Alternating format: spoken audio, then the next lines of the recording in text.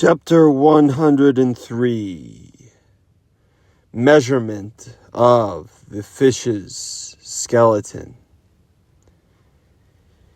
In the first place, I wish to lay before you a particular, plain statement touching the living flesh of this whale, whose skeleton we are briefly to exhibition.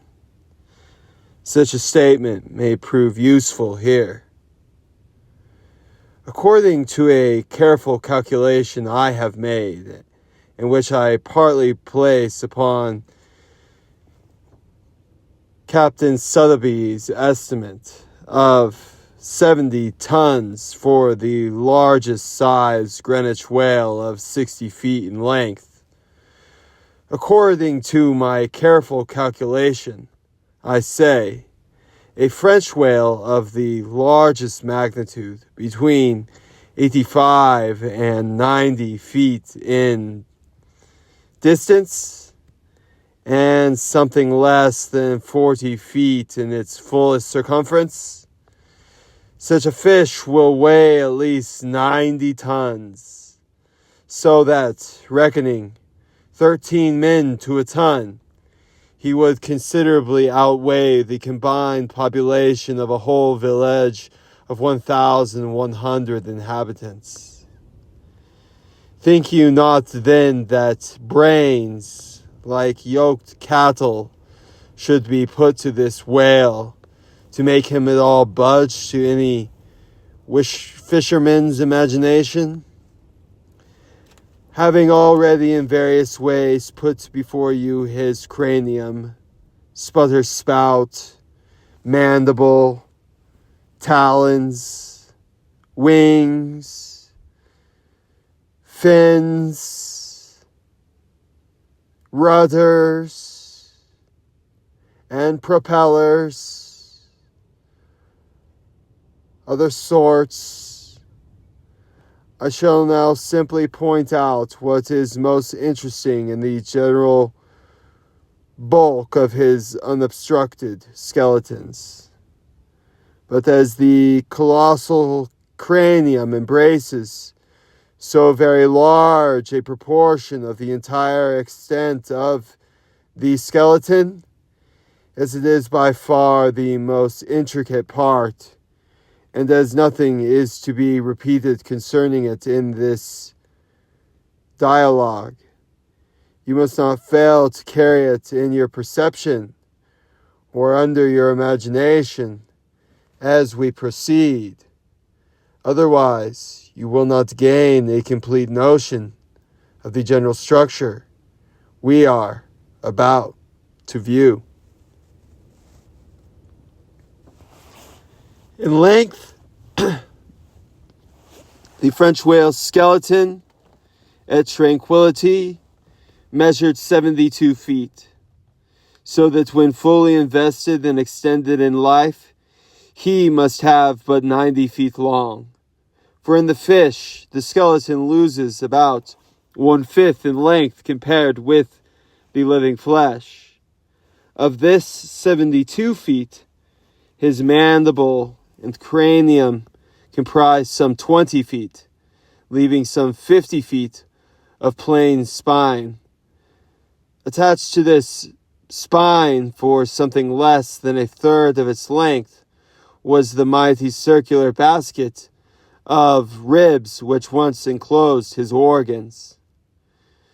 To me, this vast ivory-ribbed chest, with the long, unrivaled pelvical spine extending far away from it in a straight line, not a little resembled the spine of a great ship, new laid upon the gunworks, with only 20 of her naked bow ribs now inserted, and the keel is otherwise, for the time, but a long, disconnected timber.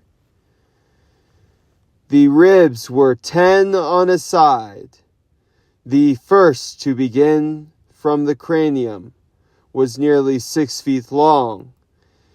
The second, third, and fourth were each successively longer, till you came to the climax of the fifth, or one of the middle ribs, which measured 8 feet and some inches. From that part, the remaining ribs diminished, till the 10th and last spanned only 5 feet and some inches. In general thickness, they all bore a seemingly correspondence to their length. The middle ribs were the most arched. In some of the Antarctics, they are used for beams whereupon to lay footpath bridges over small caverns. In considering these ribs, I could not but be struck anew with the circumstance, so variously repeated in this book, that the skeleton of the fish is by no means the mold he invested from. The largest part of the tranquil ribs, one of the middle ones, occupied that part of the fish, which in light is his greatest depth. Now, the greatest depth of the invested body of this particular fish must have been at least 16 feet, whereas the corresponding rib measured but little more than 8 feet, so that the rib only conveyed half of the true notion of the living magnitude of that part.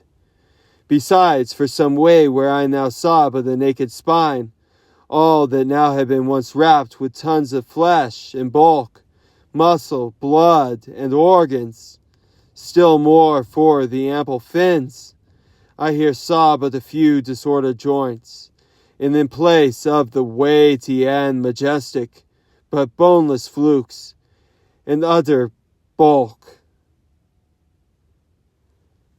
How vain and foolish then, thought I, for timid, untraveled man to try to comprehend aright the wondrous fish, by merely poring over his dead, attenuated skeleton, stretched in this peaceful ocean. No, only in the heart of the quickest perils, only when within the eddyings of his angry wrath, only on the profound, unbounded foams can the fully invested fish be truly and livingly found out. But the skeleton, for that, the best we can consider it is, with a pulley, to pile its bones high upon on end, no speedy enterprise. But now, it's done. It looks much like the Tower of Babylon. There are 40 and odd vertebrae in all, which in the skeleton not locked together. They mostly lie like the great knob blocks on the Danish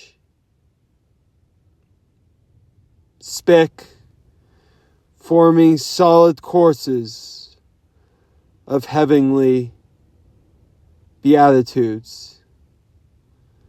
The largest, a middle one, is in width something less than 3 feet, and in depth more than 4. The smallest, where the spine tapers away into the tail, is only 2 inches in width, and looks something like a white billiard ball. I was told that there was still smaller ones, but they had been lost by some little cannibal urchins, the poet's butchers, who had stolen them to play marbles with. Thus we see how that the spine of the hugest of living things tapers off at last into simple child's play.